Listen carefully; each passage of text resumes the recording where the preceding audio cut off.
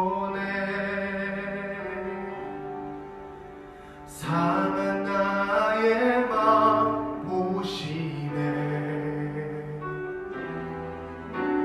주 나의 눈물 안에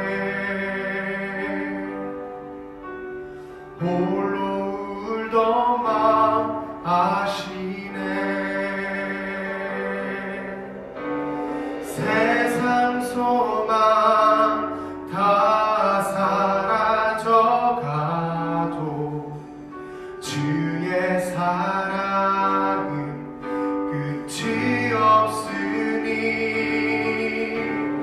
살아가는 이 모든 순간이 주 은혜임을 나는 믿네 주 나의 모습 보내 상한 나의 맘 보시네 주 나의 눈물 안에 홀로 울던 맘 아시네 세상 소망 다 사라져가도 주의 사랑은 끝이 없으니 살아가는 이 모든 순간이 주 은혜임을 나는 믿네 주 사랑 내게 있네 주 사랑 내게 있네 그 사랑이 날 채우네 주 은혜 내게 있네 그 은혜로 날 세우네 세상 소망 다 사라져가도 주의 사랑은 끝이 없으니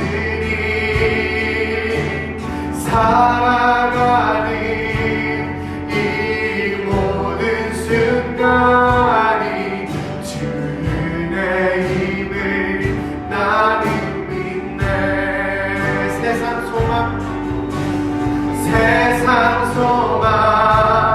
다 사라져가도 주의 사랑은 끝이 없으니 살아가는 이 모든 순간이 주 은혜임을 나는 한 번 더 세상 소망 사라져가도 세상 소망 다 사라져가도 주의 사랑은 끝이 없으니 살아가는 이 모든 순간이 주 은혜임을 살아가는 이 모든 순간이 살아가는 이 모든 순간이 주 은혜임을 나는 믿네 살아가는 이 모든 순간이 주 은혜임을 나는 믿네 알 수 없는 보이지 않는 끝도 없는 만만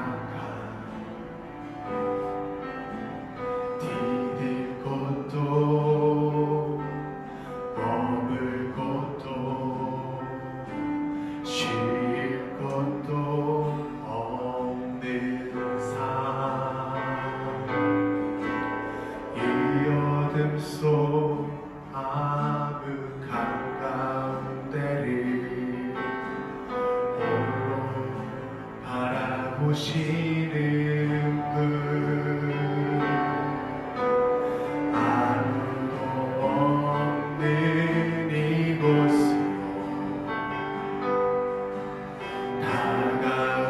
다가오시는 그 한 사람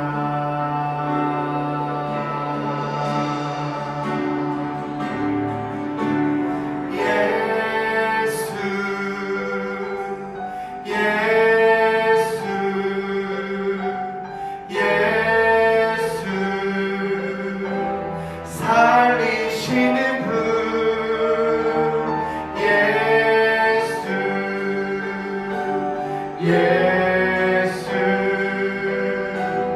예수로 사네 예수로 사네 그 힘으로 서네 예수와 가네 그의 길로 걷네 그 안에서 보네 그 영광을 보네 예수로 예수의 삶으로 예수로 사네 예수로 사네 그 힘으로 서네 예수와 가네 그의 길로 걷네 그 안에서 보네 그 영광을 보네 예수로 예수의 삶으로 예수로 사네 그 힘으로 서네 예수와 가네 그의 길로 걷네 그 안에서 보네 그 영광을 보네 예수로 예수의 삶으로 예수로 사네 그 힘으로 서네 예수와 가네 그의 길로 걷네 그 안에서 보네 그 영광을 보네 예수로 예수의 삶을 한 번 더 예수로 사네 예수로 사네 그 힘으로 서네 예수로 가네 그의 길로 걷네 그 안에서 보네 그 영광을 보네 예수로 예수의 삶으로 사네 예수로 예수의 삶으로 예수로 예수의 삶으로 사네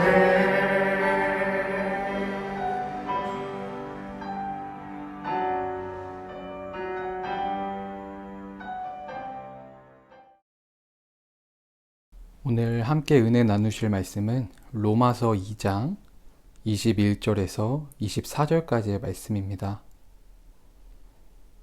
그렇다면 그런 사람이 남은 가르치면서도 왜 자기 자신은 가르치지 않습니까? 도둑질을 하지 말라고 설교하면서도 왜 도둑질을 합니까? 간음을 하지 말라고 하면서도 왜 간음을 합니까? 우상을 미워하면서도 왜 신전의 물건을 훔칩니까? 율법을 자랑하면서도 왜 율법을 어겨서 하나님을 욕되게 합니까? 성경에 기록된 바 너희 때문에 하나님의 이름이 이방 사람들 가운데서 모독을 받는다 한 것과 같습니다.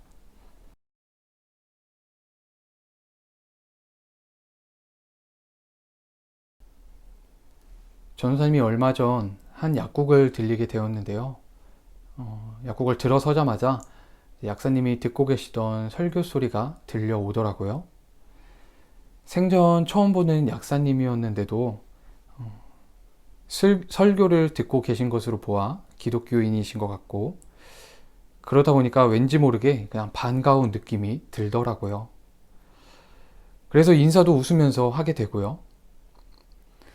그런데 약국에 들어서는 순간부터 주문을 하고 약을 받는 순간까지, 그리고 밖으로 약국을 나가는 순간까지 그 약사님은 저를 단 한 번도 쳐다보지도 않고 인사말조차 단 한마디도 하지 않으시더라고요.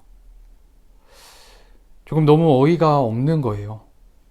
사람이 왔는데 쳐다도 안 보고, 거기다 나는 손님인데 뭐 대단한 서비스를 바라는 것도 아니고 그냥 서로 최소한의 예의, 인사 정도는 할 수 있는 것 아닌가.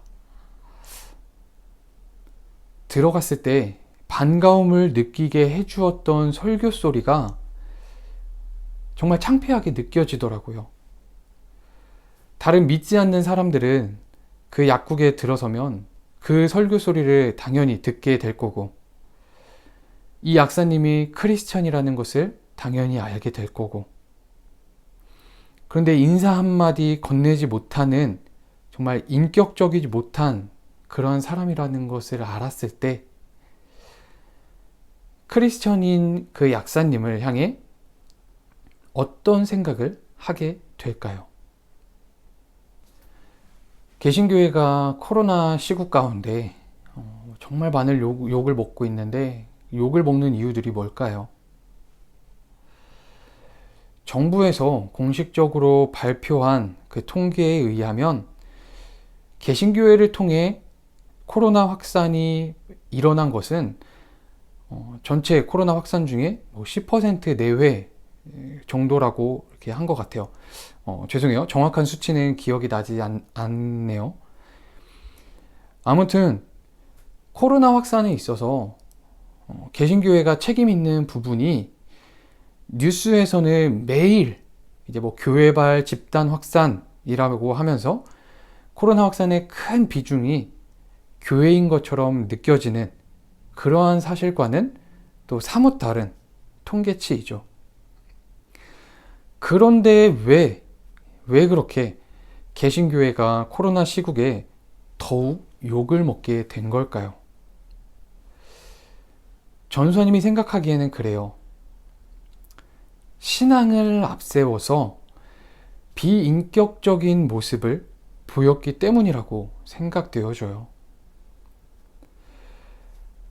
코로나 확산이 일어난 교회나 개신교 단체에서 그 대표들이 설교를 했던 그러한 장면들이 나오는 것을 볼 수 있는데, 믿음이 있으면 코로나도 물리칠 수 있다라든지, 뭐 와서 잡아갈 테면 잡아가 보라든지, 예배는 생명이기 때문에 이웃들이 어떻게 생각하든지 예배를 포기할 수 없다라든지, 인간적인 모습이 없어요. 신앙을 가진 사람들은 어디 다른 세상에 사는 존재들 같아요. 왜 신앙을 앞세워 비인격적이고 비인간적인 모습을 보여야 하는지 모르겠어요. 신앙과 인간다움, 신앙과 인격은 반드시 대립되어야만 하는 걸까요? 십계명을 보면 크게 두 가지 내용으로 요약할 수 있다고 하죠. 제1에서 4계명까지는 하나님 사랑, 5에서 10계명까지는 이웃 사랑. 하나님 사랑에 관한 내용을 보면 나 외에 다른 신들을 두지 말라, 어떠한 형상도 만들지 말라, 여호와의 이름을 망령되이 부르지 말라, 안식일을 지켜라. 이것은요, 정말 하나님을 믿는 사람들만이, 기독교인들만이 지킬 수 있는 내용이죠. 그런데 이웃 사랑에 관한 내용을 봐볼까요? 부모를 공경하라. 살인하지 말라. 간음하지 말라. 도둑질하지 말라. 거짓 증언하지 말라. 이웃의 것을 탐내지 말라. 보면 어떤가요? 그냥 인간이라면 지켜야 할 것들 아닌가요? 최소한의 인간 사회에서 인간들끼리 최소한으로 지켜야 할 약속 같은 그런 거 아닌가요? 하나님께서는 자신의 백성들에게 신앙인으로서 비인간적인 모습으로 살으라고 가르치지 않으셨어요. 하나님의 백성으로서 세상에서는 비인간적이고 비인격적으로 살아도 괜찮다라고 하지 않으셨다는 거예요. 인간으로서 가져야 할 최소한의 도덕성을 요구하셨어요. 예수님의 승천 이후 기독교가 점점 세력이 커져가던 시기에 교회들이 점점 늘어나고 교인들이 많아지던 그때에 많은 논쟁들이 생기기 시작했어요. 쉽게 말하면 이제 교리적인 부분들에서 논쟁이 생기기 시작했던 건데, 대표적으로 이런 문제가 있었어요. 예수는 신이냐? 아니면 인간이냐? 이에 대해서 예수님은 100% 신이기 때문에 인간 세계에 나타났던 그 예수님의 모습은 단지 환영이다. 아니면 잠시 인간의 몸을 빌려서 왔던 것 뿐이다. 뭐 등등. 반대로 또 예수님은 100% 인간이기 때문에 신이 아니라 신의 뜻을 전하는 사람이었다. 그렇기 때문에 기적이나 부활 같은 것도 없었다. 예수의 정신을 본받으면 된다. 등등. 정확하게 따지고 보면 기독교의 근간을 흔들 수 있는 그런 내용의 논쟁들이었어요. 자세하게 설명하기는 정말 쉽지가 않기 때문에 우선 결론만 얘기하면 예수님은 참 신이면서 참 인간이다 라는 명제로 결론이 나게 돼요. 100% 신이면서 100% 인간이라는 거예요.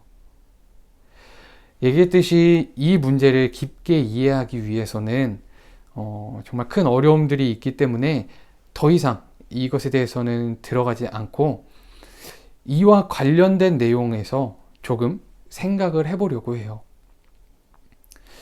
예수님은 참 인간이었다. 100% 인간이다. 이 명제를 가지고 여러 가지를 생각해 볼 수 있겠으나 예수님이 참 인간이었다는 것은 인간다웠다라는 말이기도 하겠죠. 참 인간이라면 배고프고 또 많이 먹으면 배가 아프고 기쁘고 슬프고 짜증나고 화나고 복음서를 통해서 보아도 예수님은 인간다운 모습을 보이셨죠. 생각에 있어서도 비인격적이지 않으셨어요. 선한 사마리아인의 비유 다들 알고 있죠? 강도 만난 사람을 보고 레위인과 제사장은 율법을 명목으로 죽어가는 그 사람을 보고 못 본 채 지나가게 되죠. 그런데 당대 유대 사회에서 인간 취급을 받지 못하던 사마리아인은 그 강도 만난 사람을 보고 자신의 있는 힘을 다해 도와줘요. 인간의 최소한의 도덕성을 요구하는 비유이기도 하죠. 이처럼 예수님의 가르침은 그리스도인들에게 비인격적인 사람이 아니라 인격을 갖춘 인간다운 삶을 사는 사람이 되라는 것을 말씀하고 있어요. 사랑하는 하늘섬 청소년부 친구들, 신앙을 갖는다는 것은 인간다움을 버리는 것이 아닙니다. 신앙은 비인격적이 되라고 가르치지 않습니다. 오늘날 수많은 기독교인들이 범하고 있는 잘못, 신앙을 앞세워 비인격적인 행동을 하고 인간미 없는 모습을 보이는데, 그로 말미암아 하나님의 이름이 얼마나 많이 모욕받고 있는지 몰라요. 여러분은 그런 잘못을 보면서 그 모습을 배우지 말고 참된 신앙인의 삶이 어떤 것인지를 다른 기독교인들과 또한 세상에 정말 참된 신앙인의 삶이 어떤 것인지를 자신의 삶으로 보여줄 수 있는 그런 그리스도인들이 되시기를 간절히 축복합니다.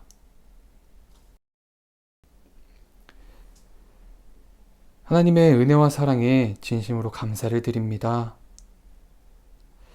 오늘날 우리 그리스도인들의 잘못된 행태로 인해서 수많은 그리스도인들의 잘못된 삶으로 말미암아 하나님의 이름이 얼마나 많이 모욕을 당하고 있는지 모릅니다.